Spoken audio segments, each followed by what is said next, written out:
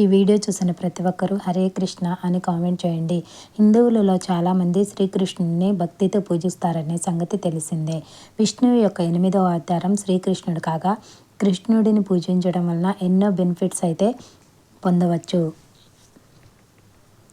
కృష్ణుడిని పూజించే భక్తులు కొన్ని విషయాలను మాత్రం తప్పనిసరిగా గుర్తుంచుకోవాలి. ఉదయాన్నే బ్రహ్మ ముహూర్తం సమయంలో కృష్ణుడిని పూజించడం వల్ల శుభ ఫలితాలు కలిగే ఛాన్స్ అయితే ఉంటుంది.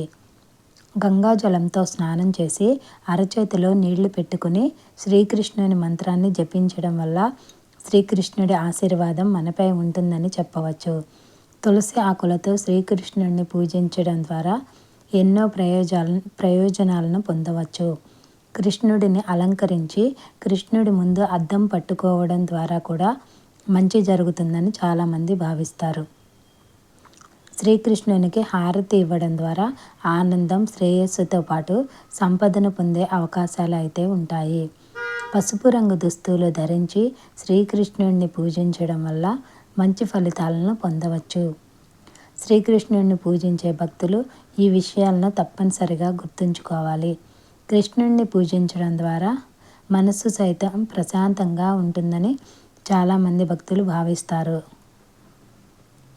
బ్రహ్మ ముహూర్తంలో చేసే పనుల వల్ల మనకు ఎంతో మంచి జరుగుతుందని చాలామంది భావిస్తారు. బ్రహ్మ ముహూర్తంలో నిద్ర లేవడం వల్ల మనసు సైతం ప్రశాంతంగా ఉండటంతో పాటు కోరుకున్న లక్ష్యాలను సులువుగా సాధించే ఛాన్స్ అయితే ఉంటుందని చెప్పవచ్చు. హరే కృష్ణ కృష్ణ కృష్ణ హరే హరే, హరే రామ రామ రామ హరే హరే. ఈ మంత్రం చెప్తూ బ్రహ్మ ముహూర్తంలో పూజ చేస్తే మీరు కోరిన కోరికలు నెరవేరుతాయి. మొదటి వరుసలో హరే అంటే రాధారాణి, కృష్ణ అంటే కృష్ణయ్యను తలుచుకుంటూ, రెండవ వరుసలో హరే అంటే సీతామాత, రామ అంటే రామచంద్ర ప్రభువుని తలుచుకుంటూ ఈ మంత్రాన్ని జపించాలి. అంతా శ్రీకృష్ణ అర్పణమస్తు.